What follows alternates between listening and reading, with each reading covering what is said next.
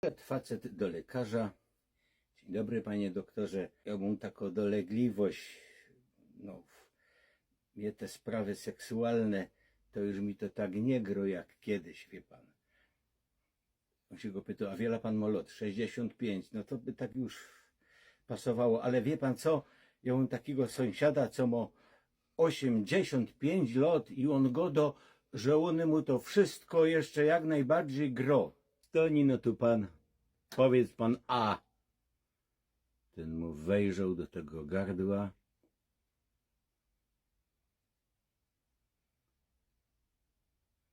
Struny ma pan dobre, pan może go dać tak samo. Przyszedł facet do lekarza i go do, panie doktorze, mnie łokieć boli. Lekarz go do w porządku, na drugi dzień proszę przyjść i przynieść do badania mocz. Mocz do badania, przecież mnie łokieć boli. Proszę przynieść mocz. I ten se tak pomyślał, to ja go zrobię w konia.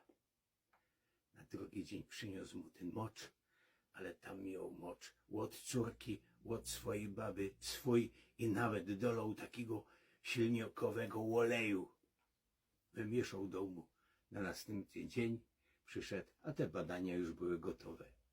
Doktor wziął i mu go dał. Córka jest w ciąży. Pańsko baba mu kochanka.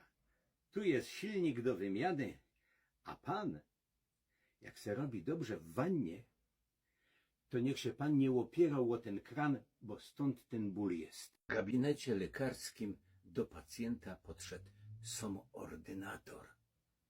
Dzień dobry panu.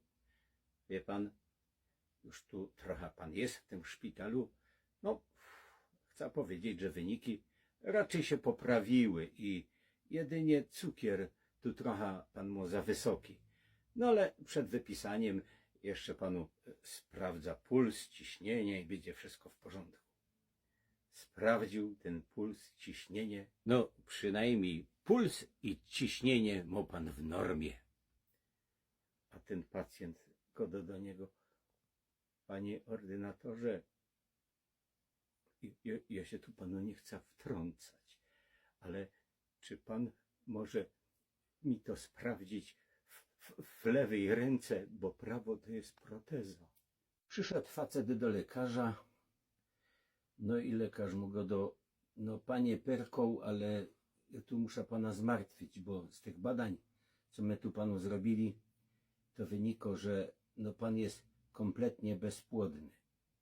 Bezpłodny? Panie doktorze, to jak ja to teraz powiem mojej babie? Ale co? Że te troje dzieci nie są moje. Przyszedł taki facet do lekarza. Dzień dobry, panie doktorze. Ja panu chciał powiedzieć, że mnie cały czas łeb boli. Ale to tak mnie boli ten łeb, aż wytrzymać nie umie. Lekarz się pytał, a pije pan gorzołka albo kurzy cygarety? A kaj, ja w życiu nie pił, ani nie kurzył żadnych cygaret. Ja mogę panu powiedzieć, że ja właściwie jak święty. Ten się wziął, przybliżył do niego, pooglądał mu ta łeb dookoła. Tylko panie, ja myślę, że tu trzeba poluzować ta aureola, bo ona jest za ciasno. Przyszedł hop do lekarza i go do, panie doktorze, ja nie mogę mieć dzieci. No to nic, to proszę bardzo, tu jest słoik, pan wlezie za parawan, tam musimy wziąć nasienie do badania. No mu ten słoik, on tam wlósł, po chwili jakieś sapanie, jakieś stękanie, jakieś wzdychanie. Kurde, jak to słyszały pielęgniarki, wszystkie pouciekały. Ale po 15 minutach ten doktor tam go do, panie, ale panie jest tu do żadnej przyjemności. Wylazł za tego parawanu, taki zawstydzony, i go do, próbował jak prawą ręką, próbował jak lewą ręką, próbował jak 2 rękami. Ten doktor się pyta, i co? Zapierana, że nie umiał otworzyć słoika. Przyszedł facet do lekarza. Lekarz się pyta, co panu jest? Panie, ja tu nie przyszedł z kuli siebie, co mi jest. Ja przyszedł powiedzieć, że moja baba, jak przyłaża do domu, to za każdym razem widzę, że z cudzym chłopem leży w łóżku i jeszcze mi go do spokój się, idź se do kuchni, zrób se kawa i chcę powiedzieć, że mnie pieron bierze z kuli tego.